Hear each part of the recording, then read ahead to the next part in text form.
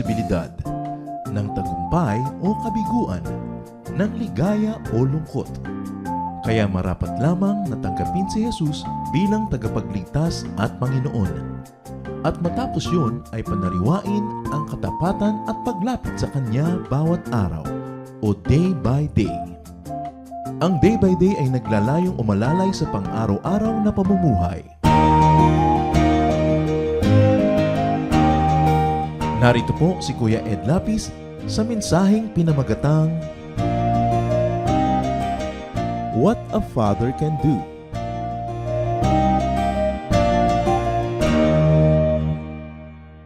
The Lord is holy and His holiness can actually heal people. Ang ating pag-aaral po ngayon, pinamagatan natin, What a Father Can Do. Ano-ano ba ang pwedeng gawin at dapat gawin ng mga ama o mga magulang. Panginoon namin Diyos, salamat sapagkat kayo Diyos na banal at dahil ang kanyang kabanalan ay nakapagpapagaling, nakapagpapalakas, nakabubuti sa amin, turuan niyo kaming lalo pang maunawa ang kahulugan ng kabanalang ito. Kabanalan na lalo naming nararamdaman kung ito'y nakikita sa inyong kapangyarihan. Patawarin niyo po kami sa mga kasalanan namin. Pakihugasan niyo po kami, Panginoon, paging dapatin na lumapit sa inyo at kahit walang patago ay humingi ng pagpapala. Dahil kayo mabuti at dahil pangako niyong gusto niyo kami pagpalain. Bless us, Father, heal our infirmities, walk in our midst, be our strength, be our Father. In the name of Jesus, your Son, we pray. What a father can do, maraming marami. John 4:46-47. Once more, Jesus visited Cana in Galilee, where he had turned the water into wine. And there was a certain royal official whose son lay sick at Capernaum. When this man heard that Jesus had arrived in Galilee from Judea, he went to him and begged him to come and heal his son, who was close to death. Wala na yatang hihigit pa na nagmamadali, nag-aapura na gagawin ng isang ama kung ang kanyang anak ay naghihingalo at nabibingit sa kamatayan. So isang tatay na mataas ang kalagayan sa lipunan ang lumapit kay Jesus sapagkat ang kanyang anak ay mamamatay. So you have a sick son, a most urgent and a serious business. Bakit lalong nagiging maigting ang ginagawa ng isang tao kung anak niya ang may sakit? Sapagkat una, galing yon sa kanya. Pangalawa, siya ay may pananagutan sa batang yon. Higit sa pananagutan siguro sa asawa o sa magulang, yung anak mo, pananagutan mo talagang higit lalo. At hindi lang yon, sapagkat kung ikaw may anak na ganitong edad, this is the height of your energy and strength and stamina. Kaya mas lalong nakakagawa ka ng mga bagay. So you have a sick son and a royal official who happened to be a father. Now this father hears of Jesus, goes to Jesus, at naglakad siya ng kung higit kumiwalang ay 7 hanggang 12 oras, depende sa bilis niyang maglakad. Sapagat ang distansya mula sa kanyang tahanan hanggang dun sa kanilalagyan ni Jesus sa oras na yon ay mahigit 35 kilometro or 22 miles. Pwede niyong lakarin mula Luneta hanggang Binyang, Laguna, o Tansa, Cavite, o kaya ay Taytay, Rizal, o Bulacan, Bulacan. Ganon kalayo ang nilakad ng taong ito. The father who begs Jesus to come and heal his dying son. John 4:48, sa pagpapatuloy, unless you people see miraculous signs and wonders, Jesus told him, you will never believe. So, dito ay isiniwalat ng Panginoon ang isa niyang observation tungkol sa mga tao at sa pananalig. Jesus notes here that the generation of faith and spirituality. Sabi, bumaba ang uri at antas ng pananalig. Instead of from inside to outside, from spirit to matter, from word to flesh, in other words, from faith to fruit or proof, nabaligtad. It has become the reverse. Now people observe everything from outside to inside, from matter to spirit, From flesh to word, in other words, from fruit to faith. Ano gusto nating tukuyin dito? Dapat nananalig ka pagkatapos nagkakaroon ng himala. Hindi himala muna bago manalig. Na ang iyong pananalig ay galing sa loob, magbubunga ito ng mga bagay na nasa labas. Iniisip mo, ideya mo, magiging isang invention, isang creation, galing sa loob mula sa labas. Pero sabi niya, ang pananalig ng mga tao ngayon, pambihira.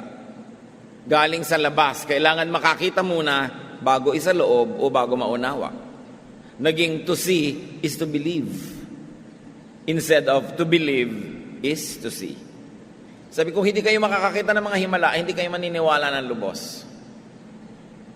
Kung tutuusin, paano ka makakakita ng himala kung hindi ka naniniwala muna? Kailangan maniwala ka muna bago ka makakita. Kaya maraming hindi nakakakita ng himala, humihingi muna ng pruweba na totoo.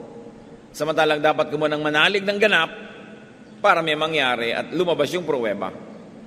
Nevertheless, hindi pinansin ng opisyal na ito yung comment ng Panginoon. After all, meron naman siguro siya kahit katiting na paniniwala dahil naglakad siya patungo ron. Bagamat hindi yun proof ng paniniwala dahil baka wala na talaga siyang choice. Di ba ang tao pag nauubusan na ng choice, kahit ano na lang, baka sakali. Pero kahit paano man lang, may pananalig kasi nag-invest siya ng panahon, hirap, at nagpunta doon. John 4:49, the royal official said, "Sir, come down before my child dies." So please, saka na po ang sermon. Tayo na. At ang anak ko ay baka hindi naabutan ng inyong lunas. So the royal official presses his urgent plea, does not get distracted by the Lord's treatise on faith, and is concerned with time. Sabi niya, tayo na bago mahuli ang lahat. Sabi ng matatanda, nung uso pa ang mga kalesa at kabayo, na lagi mo nakikita yung kabayo, aanin pa ang damo kung patay na ang kabayo. Said another way, aanin mo pa yung gamot kung patay na ang pasyente. Dapat ibigay ang lunas bago mamatay ang pasyente. Kaya sabi ng Panginoon, kung maaari po sana tayo magmadali, tayo na, kulang na tayo sa panahon. Naglakad na ako ng 7 to 12 hours. Nung iniwan ko ang anak ko, naghihinga luna, ano pa kaya ang aabutan natin kung another 7 to 12 hours para bumalik? So John 4:50, Jesus replied, "You may go, your son will live." The man took Jesus at his word and departed.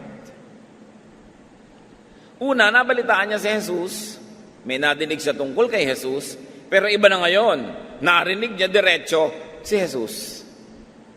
Iba yung nakakabalita ka tungkol kay Jesus, at iba yung nakakarinig ka ng salita mismo ni Jesus. So kung ano man ang lakas o hina ng pananalig niya noon, konti man ito, marami, lalong lumakas nung diretsahan na niyang nadinig si Jesus. At dahil doon, siya'y umuwi. Sabi ng Panginoon, "No, I won't go. I don't need to go." Baka nga lalo maging huli pag naglakad pa tayo at nagpunta, umuwi ka na lang, gagaling ang anak mo. Anong uri ng pananalig ang dapat nating angkinin para tanggapin mo na yung sinabing, sige, umuwi ka na? Meron magpipilit pa, sige po, sumama na kayo para sigurado. Pero ito, nung marinig niya, agad-agad na siyang tumalikod at nagmamadaling umuwi. Here we see one character of the Lord, which is transcendence. His spacelessness, na hindi malayo sa kanya yung pasyente, kahit sa ating panukat na pangtao, malayo. Walang malayo sa Diyos. Lahat malapit. God fills heaven and earth with His presence. And here you see the sense of urgency. So the Lord actually deferred to the man's sense of urgency. Sabi niya, sige, wala nang tayong sasayanging sandali, ngayon din, gagaling na yung anak mo, umuwi ka na. The man took Jesus for his word and departed. Kung konti man ang faith noon, na hindi naman natin alam kung malaki o konti, ang isang tiyak natin ngayon, ang laki-laki na nung faith niya. An encounter with the Lord changed many things. John 4:51-53 sa pagpapatuloy ng kwento. While he was still on the way, his servants met him with the news that his boy was living. When he inquired as to the time when his son got better, they said to him, "The fever left him yesterday at the 7th hour." Then the father realized that this was the exact time at which Jesus had said to him, "Your son will live." So he and all his household believed. Naganap ang pananalig. Kung konti man noon, ngayon nabuo. So umuwi na ang lalaki, at sa kanyang pag-uwi, sinalubong siya ng kanyang mga katulong na may daladalang napakagandang balita. No? Hindi lang siguro buhay yung bata dahil buhay naman nung umalis siya, kaya lang nag-aagaw buhay. Para masabing he's living, biglang nakarecover. Kung may inaapoy siya ng lagnat, biglang nawala ang lagnat na ito. Kung siya ay namumutla, binalikan siya ng kulay. Kung siya ay dating matamlay, sumigla para masabing buhay na. At para ipagmadali pa na ibalita yun, na siguradong sigurado. So, sinalubong siya ng good news on the way. Let's step aside and learn a minor thing here. Dapat mabilis din tayo magbalita ng good news, hindi lang ng bad. Bakit kailangan na magmadali yung mga katulong na puntahan yung amo nila at nasa lubog na nila dahil pabalik na, siguro hindi pa nila inaasahan pabalik. Kasi alam nila nag-aalala. Alam nila ang hirap na hirap ang loob, may sakit yung anak, gumaling na, ba't pahahabain pa kahit isang saglit ang pag-aalala? Ibalita agad. Maraming mga tao magpapapray dahil napakalala ng kalagayan. Isip ka ng isip at pray ka pa ng pray ng isang linggo. Nung makita mo, huy, galing ka na pala. Ay, matagal na ho. Hindi ka man lang nagsabi. Ang galing-galing mo magpa-pray, hindi ka man lang nagbalita nung gumaling ka. May mga taong gano'n, napaka-selfish. Merong alam na mga anak, nag-aalala yung magulang, nakauwi na ba ito o hindi pa? Dahil yung magulang wala sa bahay, malayo. Tulog na pala at himbing na yung bata, hindi man lang mag-text. Nasa bahay na po ako. Nung tinext pa, nasa bahay ka na pa, syempre po. Malay ko na nasa bahay ka, nag-aalala ako. Pupunta sa school, hindi man lang mag-text pagdating, nasa school na po ako. Pag tinanong mo, wala pong load. Pero pag nagte-text sa mga kaibigan, ang daming load, only. Yung wala man lang konsiderasyon sa kapwa, mga kamag-anak, pag walang kapera-pera, babalitaan ka. Subukan mo magkapera yan, tahimik. May nag-text na ba sa inyong, ang dami kong pera ngayon? Wala.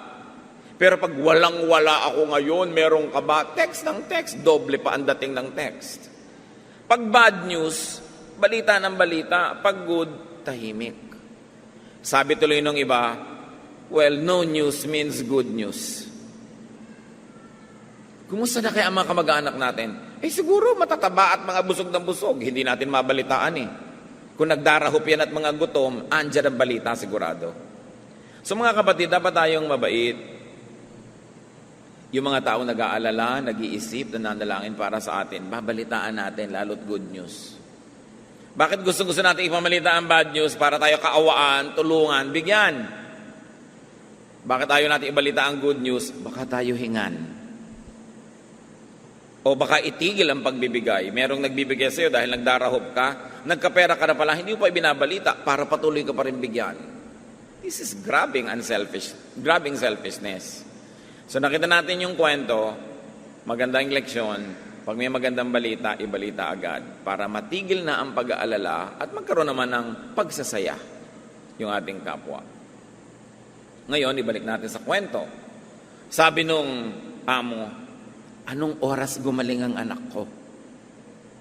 Ganung oras po. Aba, yun ang eksaktong oras na sinabi ni Jesus, umuwi ka na at gagaling ng anak mo. So that's exactly when Jesus declared healing. So it was a spaceless but a very well-timed miracle.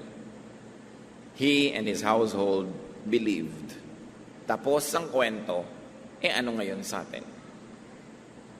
Siyempre, ang mga karakter dyan, tayo rin. Totoo silang nabuhay at totoong naganap, pero yung katotohanan na yon, patuloy at paulit-ulit na nagaganap sa lahat ng henerasyon hanggang sa atin ngayon. So let's extend and universalize the significance of the story. Unang-una, itong tatay ay maaring sa panahon na ngayon ito, ay tatay nga at pwede na ring nanay. May anak, at yung anak pwedeng anak na lalaki, pwedeng anak na babae. Maraming mga sakit ng mga anak ang gagaling kung marunong lumapit ang magulang sa Diyos. Ngayon, yung sakit na yun, maaaring hindi na lang ngayon physical. Maaaring sakit sa isip, sakit sa emosyon, kung ano-anong mga sakit, kung ilalapit naman natin ngayon sa mga professional, sa mga counselors, sa mga makakatulong, maraming nangyayari. So yung mga karakter sa kwentong ito mga kapatid, pwedeng yung tatay, tayo, pwedeng yung anak, anak nga natin, at pwedeng yung si Jesus nilapitan, si Jesus nga, o kaya mga taong dinadaluyan ng pagpapala ni Jesus na maaring makatulong, kumbaga sa paraan na si Jesus mismo ang tutulong kung nandyan siya physically. Nakita lang natin dito isang mahalagang role ng magulang, marunong tayong lumapit dun sa makakatulong para isa kabubuti ng ating anak. Kung tamad ka, kung mahihiyain ka, kung madali kang ma-discourage, mahina ang iyong loob, hindi ka makakapag-uwi ng blessing sa iyong anak. Kaya yung mga magulang na kimi, dungo, mahihiyain, laging talo ang anak nun. Kasi wala siyang naiuuwing pagpapala.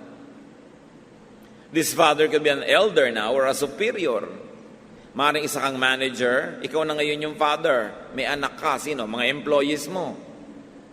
Dapat inilalapit mo, nangungusap ka para sa kanilang ikabubuti. Maaaring isa kang sikat na tao. Sa isang pagtawag mo, maraming pwedeng lumapit. So, pwede ka ngayong maging tatay ng mga taong kailangan ng dugo sa ospital. Mag-organize ka ng mga blood donation parties. Ilalapit mo yung mga nangangailangan ng dugo sa maraming dugong extra.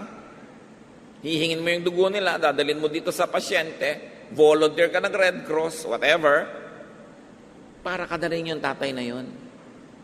Naglalapit ka ng may sakit doon sa makakapagpagaling. Kasi ang Panginoong Diyos, wala man siya at hindi natin nakikita physically, marami siyang ibinigay na kakayahan sa bawat isa sa atin, na kung yung taong may kakayahan, nilapitan mo, para ka na rin lumapit sa Diyos dahil yung galing naman niya, galing sa Diyos. Marunong ka dapat mamagitan. So fathers, alam na natin ang kahulugan ng father na yan. Kahit isa kang concerned person, isa kang kaibigan, ikaw na yung father sa kwento. Kasi ikaw ang pwedeng gumilos para dun sa hindi makakilos. First of all, you hear about Jesus. And then you go for your son's sake. Sino man yung son na yon, and intercede. The ministry of intercession is a very important one. Inilalapit mo. Kailangang kumilos tayo. Pag meron tayong alam na may nangangailangan, at meron tayong kilalang pwedeng makatulong, meron tayong alam na pwedeng pagkunan ng tulong na yon, nandyan ka para mamagitan sa dalawa. Hawak mo sa isang kamay mo yung nangangailangan, hahawak ka ng isang kamay mo doon sa may maitutulong, at dahil sa iyo, magtatagpo sila, merong magbibigay, merong mabibigyan, may gagaling. Yan ang ministry nating mga anak ng Diyos. Kung sakasakaling kayo binayayaan ng Diyos ng konting fame or fortune or position or influence, para yan dun. Kita nyo, the ruler went to Jesus. Wala siyang inferiority complex. Malakas ang loob niya na lumapit. Nakita nyo yung isang babaeng dinudugo sa kwento, palibasat hindi naman ganon kataas ang kalagayan sa lipunan. Sa likod na lang humawak. Sabi, sa likod na lang ako, hindi na ako magpapakilala, basta kukuha na lang ko ng pagpapala. Napagpala din naman.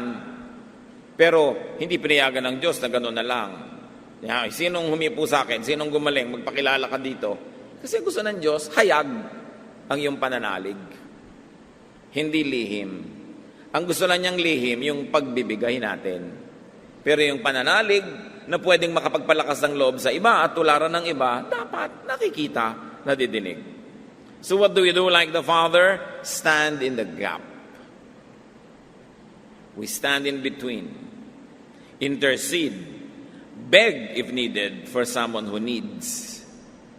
Yun ang napakahalagang maintindihan natin. That you and I are the Father in this story.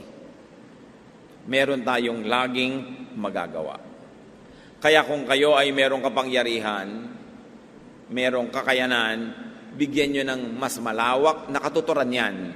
At yung katuturan na yon, ang ating kakayanan, ang ating koneksyon, ang ating kayamanan, ang ating galing, pakinabangan ng mga mahihina, mga kapuspalad, mga naghihingalo. Now, you don't only hear about Jesus, but you act according to what you hear. The deeds of fathers affect their sons. The deeds of leaders affect their followers o yung kanilang mga sakop. Pagka mahina kang magdilihensya, dehado ang mga sakop mo. Pag lagi kang kimi, kayo ang laging gutom at kapos. Kailangan malakas ang loob, lalo't may pananagutan sa mga taong sakop natin. Now, fathers, don't only hear about Jesus, hear Jesus Himself. Na iba yung lalaki nung mismong ang Panginoon na ang narinig. At salamat naman, tayo ngayon, tuwing nananalangin, tuwing nagbabasa ng Biblia, tuwing nakikinig ng pagtuturo ng salita ng Diyos, we hear God speaking.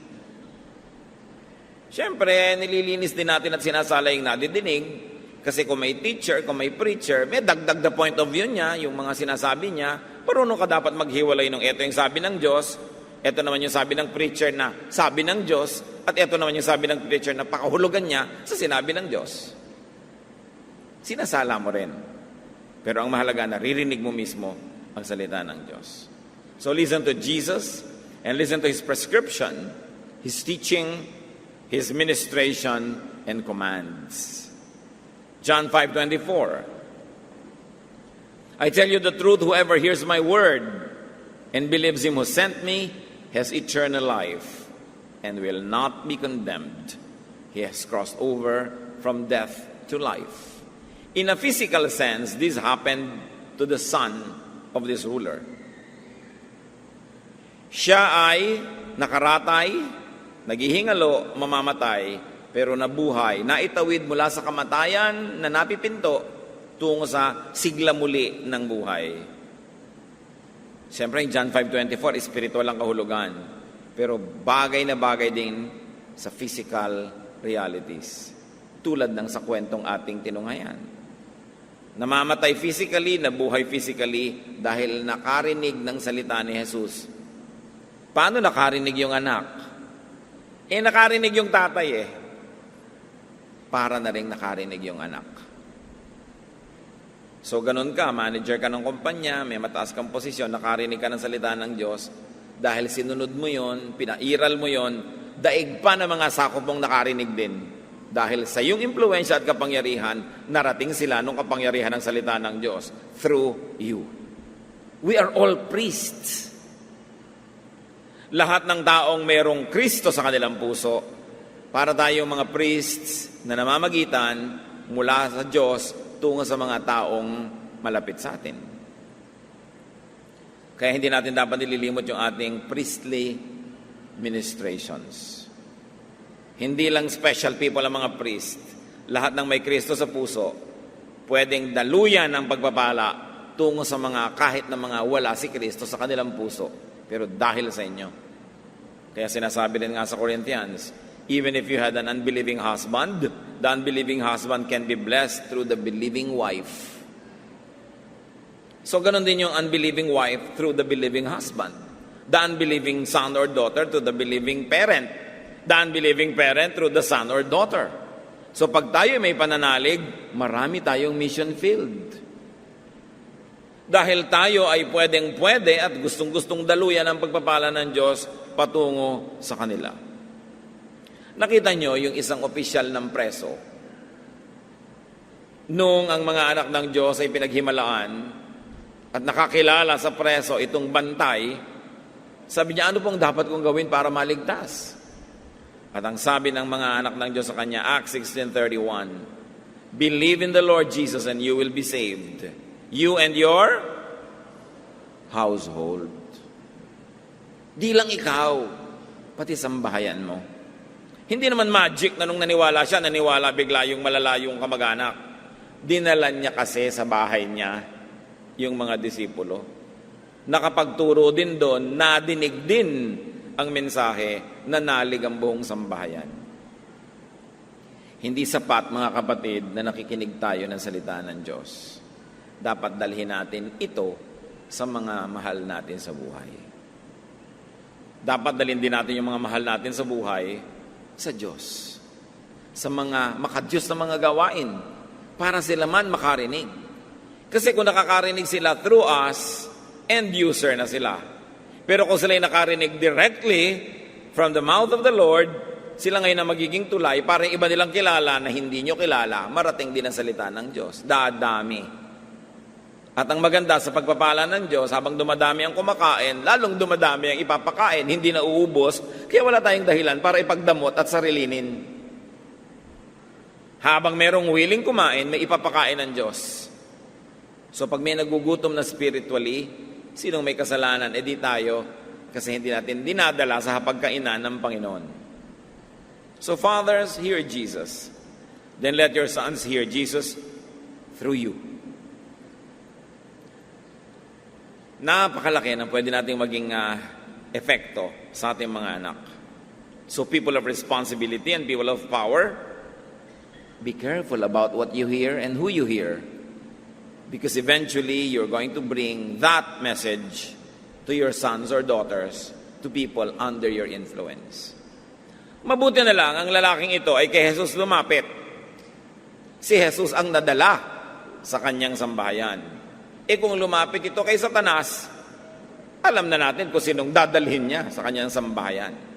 Kaya kayo mga ama, mga ina, ate, kuya, pinaniniwalaan, may influensya sa mga kabataan, tiyakin ninyo na ang pinapakinggan nyo tama.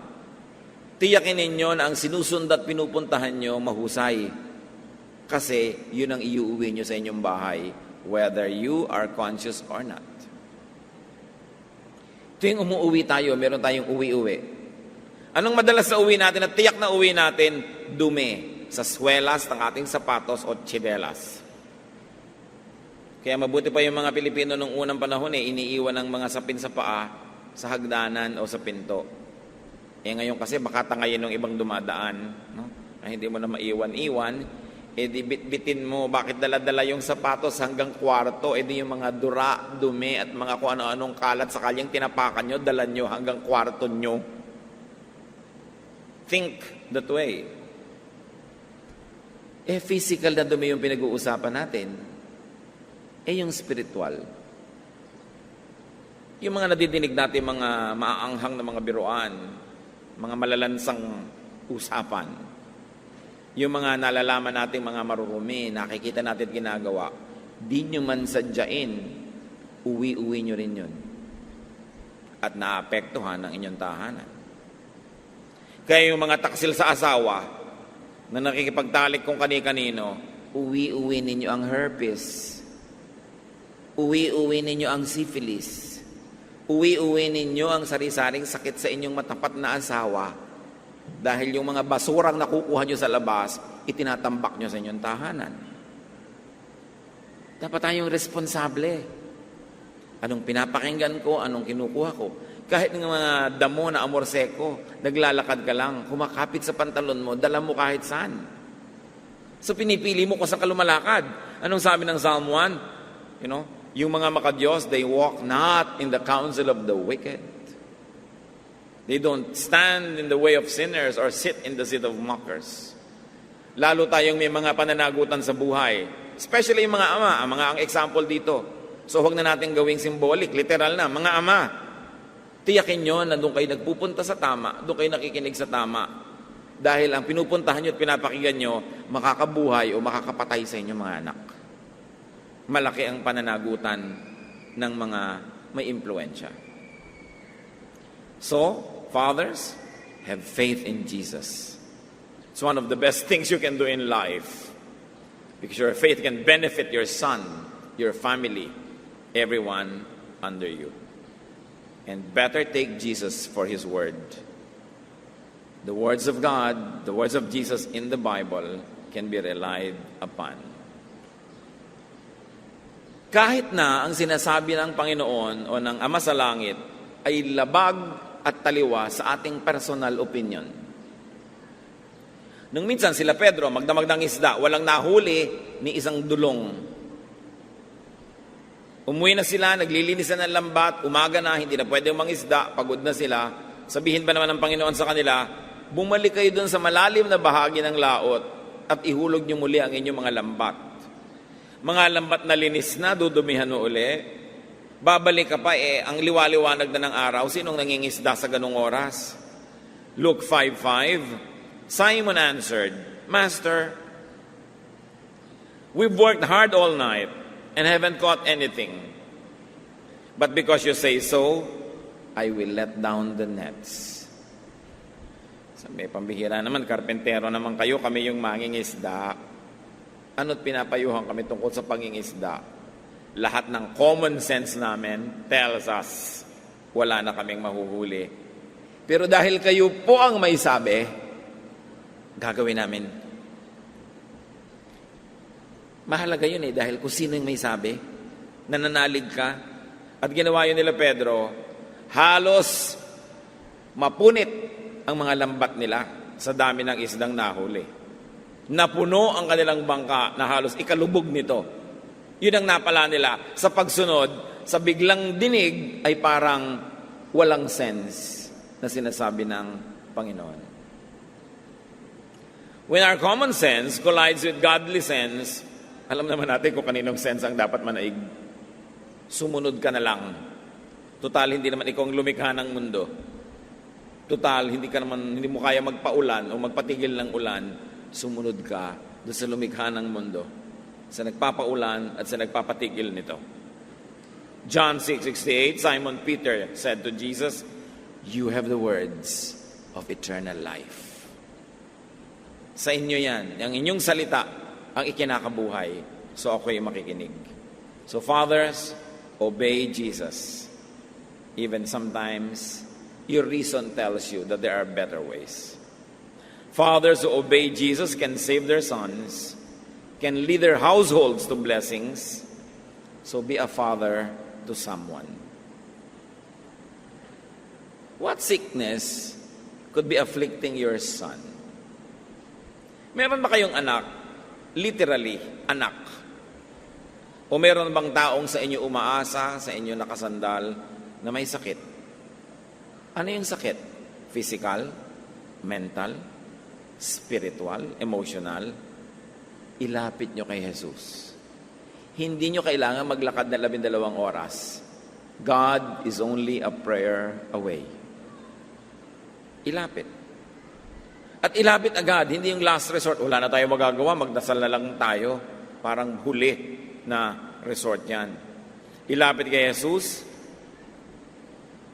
at manalig. Ano naman ang pwedeng kumigil sa atin para lumapit kay Jesus? Distance? Speed, lack of faith or obedience, lumapit pa rin kayo.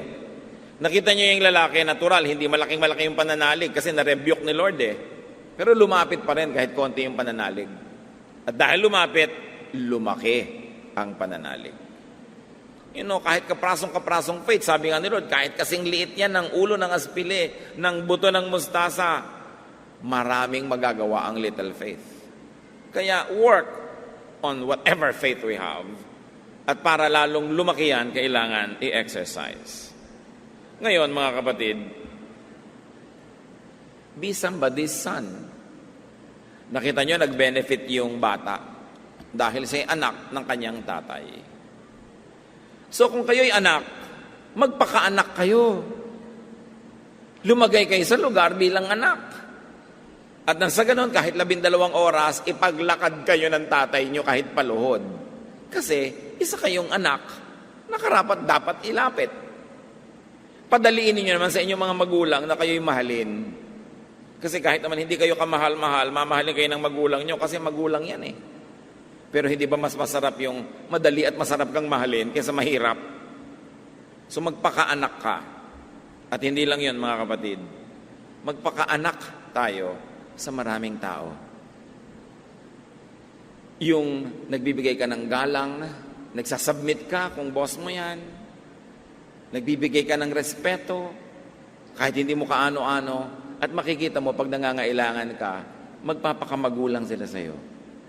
Ilalapit ka rin nila, ipananalangin ka rin nila, magbe-benefit ka rin dahil nagpapakaanak ka. So at any given time, tayo yung mga anak, tayo yung mga magulang, tayo yung mga mumunting Jesus dahil ang Kristiyano ay munting Kristo. Kung ganon, hindi na kailangang dalhin pa dun sa langit ang isang pasyente kung nandyan ka naman. May kotse ka, nasa malayo kayong lugar, walang kotse ang mga kapitbahay mo, di ikaw siyempre ang ambulansya ng barangay. Kaya ka nga binigyan ng Diyos ng kotse, alam nga namang sa'yo lang. Kaya ka nga binibigyan ng pera para makatulong ka rin sa mga naghihingalo at mga kailangan ng gamot. Kaya ka nga meron ng kung ano man ang meron ka, kasi gagamitin ka ni Jesus na instrumento. So nakakatuwa, dahil dumami pa ang mga Jesus. Dumami ang pwedeng lapitan, dumami ang pwedeng makatulong. So, sino tayo ngayon sa oras na ito? Tayo ba yung ama na lumalapit sa Diyos o sa kapwa-tao, sa mga may kakayanan para sa ikabubuti ng isang mahina? Tayo ba yung mahina na dapat ay tumanggap ng tulong ng kapwa? O tayo ba yung mga instrumento ni Jesus ngayon na pwedeng gamitin para may gumaling, para may bumuti ang kalagayan? O baka lahat-lahat yan sabay-sabay na nangyayari sa ating buhay? Bakit natin pinag-aaralan? All Scripture is God-breathed and is useful to teach, to rebuke, to encourage, to empower. Ano ang kahulugan ng kwentong ito sa inyo? Ama namin, salamat sapagkat sa mga kwentong ito, dumadali naming suriin kung sino kami sa iba't ibang panahon at sa iba't ibang kalagayan ng buhay. Kung kami ngayon, Panginoon, yung Ama na may lakas, may kakayanan, may malasakit, ituro mo sa amin kung sino mga dapat ilapit at kung sino mga dapat lapitan para kami magiging intercessors. We will stand in the gap. Kung kami naman yung nangangailangan, kami yung anak, ituro mo sa amin na padaliin namin sa mga tao na kami mahalin. Na kung tutulungan nila kami, hindi lang out of compulsion or duty, na may saya sila dahil masarap naman kaming tulungan at mabuti naman kaming makitungo. At Panginoon, kung kami yung mumunting mga Kristo na binigyan mo at pinahiram ng mga kakayahan, maging matapat kami na ito'y gamitin sa pagpapagaling ng kapwa, sa pag-aayos ng magulo, sa pag-i-improve ng mga dapat improvein sa buhay. Ituro mo sa amin kung sino kami sa kwento o kung sino-sino kami at magawa namin ang tama. Magbulay-bulay tayo sa kasandaling katahimikan, i-apply sa buhay natin ang kwentong ito dahil ito'y para sa atin, tungkol sa atin, at ang kapangyarihan ng Diyos, tanggapin natin o dumaloy sa pamamagitan natin. Ama namin, sa sandaling katahimikan, kausapin niyo po kami, patuloy niyo pa kaming imulat kung ano ang pakinabang namin sa napakamakapangyarihang kasaysayan na ito.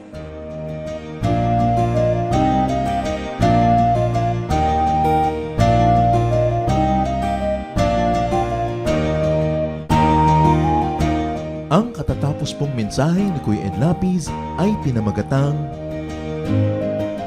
What a Father Can Do.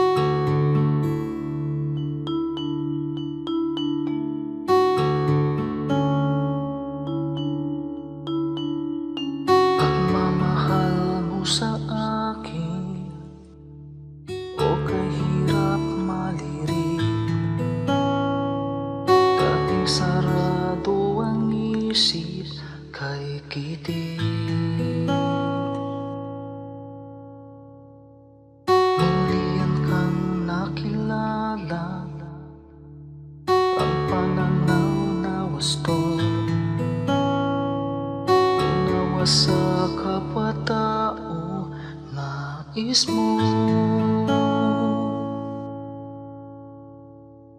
O Jesus, ang iyong pag-ibig ay hindi nagtatangi. Puso ko ay nagpupuri, tingin pagluwalhati sa paglakbay sa aking buhay.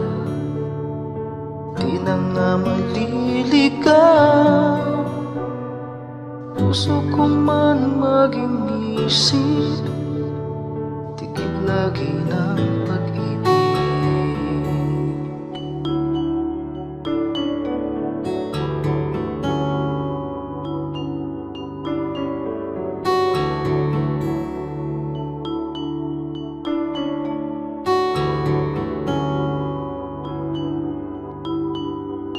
Kung ako'y magsalita man, wika ng bawat tao, kung pag-ibig ay wala, tila batingaw. Ang dalisay na pag-ibig ay mapagpahinuhod at hindi nga nagkukulang kailanman. O Jesus, ang iyong pag-ibig ay hindi nagtatangi. Puso ko ay nagpupuri, tingin pagluwalhati sa paglakbay sa aking buhay. Di na nga maliligaw, puso ko man maging isip, tikip lagi ng pag-ibig. O Jesus, ang iyong pag-ibig ay hindi nagtatangi. Puso ko ay nagpupuri, tingin pagluwalhati sa paglakbay sa aking buhay. Di na nga maliligaw, puso ko man maging isip, tikip lagi ng pag-ibig. Puso ko man maging isip, tikip lagi ng pag-ibig.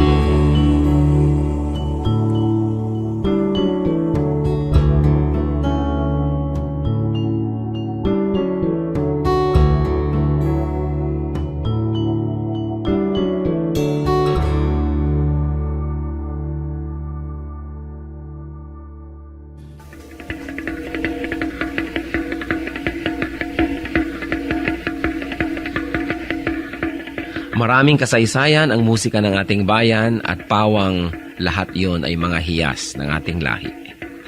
Ang isang instrumento na napakagandang pagtuunan ng pansin ay ang gimbal ng mga mansaka.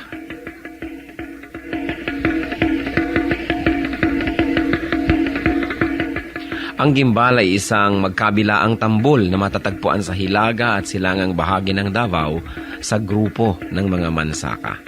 28 sentimetro ang taas nito, humigit kumulang, at 21 sentimetro ang bilog, humigit kumulang. Yari ang gimbal sa isang katawan ng punong kahoy at ang magkabilang dulo ay tinapala ng pinatuyong balat ng usa. Ito ay hinahampas ng isang manipis na patpat habang isang kamay ay tumatapik-tapik sa kabilang tambol sa kabilang dulo ng instrumento. Ang gimbal ay maaring tugtugin mag-isa o ng mga may kasamang ibang instrumento kung ito'y ginagamit sa ritual. 1 hanggang 2 tao ang maaring tumugtog sa magkabilang dulo ng gimbal.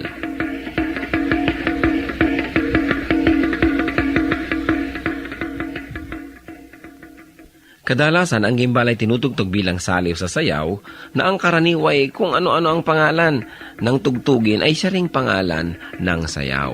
kung ano ang tawag sa instrumentong ginagamit ay nagiging tawag din sa sayaw mismo. Kung minsan ang gimbal naman ay tinutugtog sa paglalarawan ng kalikasan, halimbawa ang mabilis na pag-agos ng tubig sa batis.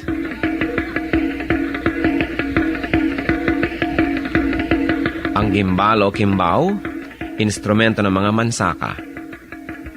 Kayamanan ng ating lahi, hiyas ng ating bayan, marapat lamang na gamitin sa pagsamba sa Panginoong Hesus.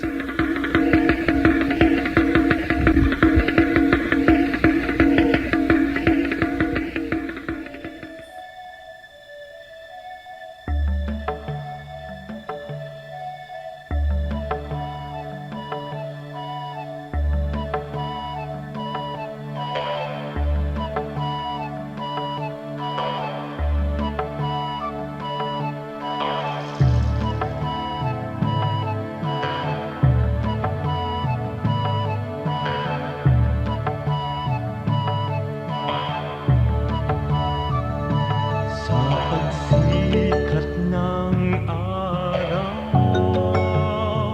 hanggang sa paglubog nito, ngalan ni Jesus papupurihan.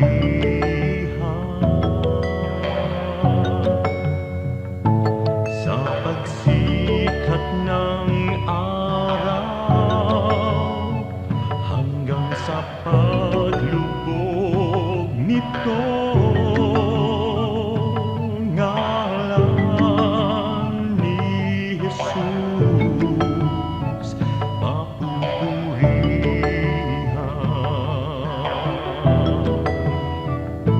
Sambahin ka, O Diyos. Daikon ka, Jesus. Daydayawan ka, O Apo Diyos, sa lahat ng panahon. Sambahin ka, O Diyos. Kaluhuran ka, Jesus. Sa lahat ng dako, papupurihan ka.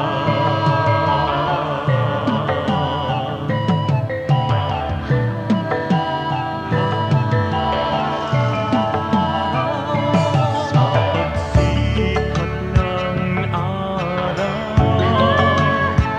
hanggang sa paglubog nito,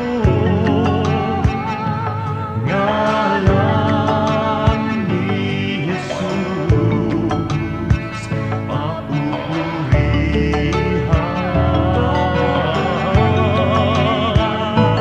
Sa pagsikat ng araw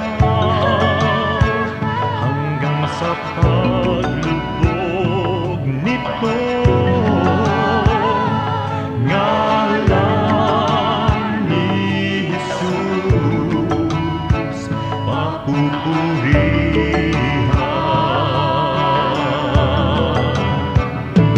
Sambahin ka, O Diyos. Daikon ka, Jesus.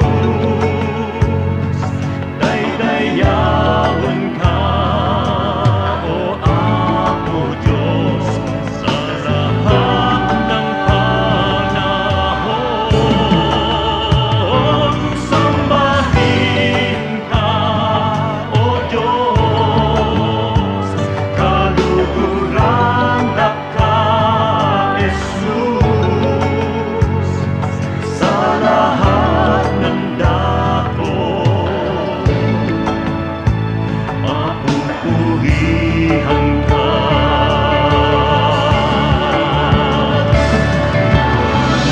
Sa pagsilay ng liwanag mula doon sa silangan, nadarama't nakikita ang sa inyong pagmamahal. Lumalandas, humahawan, tumatanglaw sa aking daan, nangunguna, gumagabay sa aking bala ng hakbang.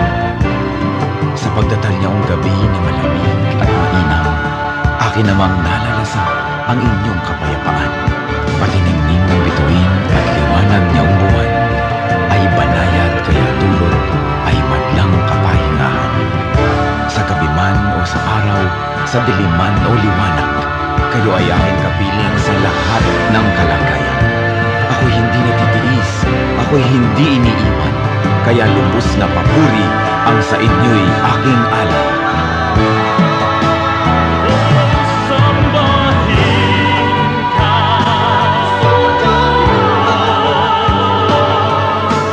Daigon ka, Jesus. Daydayawan ka, O Apo Diyos, sa lahat ng panahon. Sambahin ka, O Diyos, kaluhuran ka, Jesus, sa lahat ng dahon. Sambahin ka, O Diyos, Daigon ka, Jesus. Daydayawan ka, O Apo Diyos, sa lahat ng panahon. Sambahin ka, O Diyos, kaluhuran ka, Jesus, sa lahat ng dahon.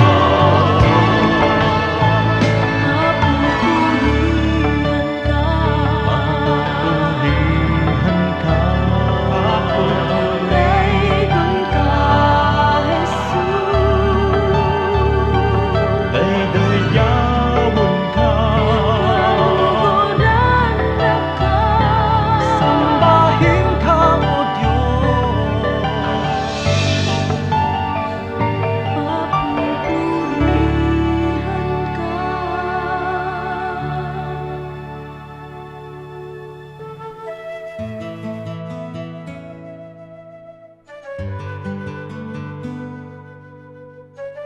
Bakit ang tao pinupuri lang kapag namatay na?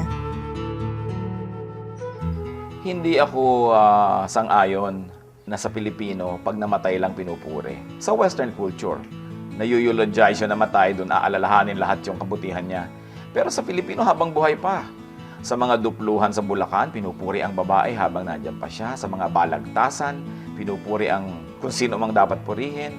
At sa ating mga kaugalian, sa mga harana, laging nagbibigay tayo agad ng papuri. Yan ang mas likas at mas tunay na tradisyong Pilipino. Hindi na hinihintay mamatay ang tao bago purihin.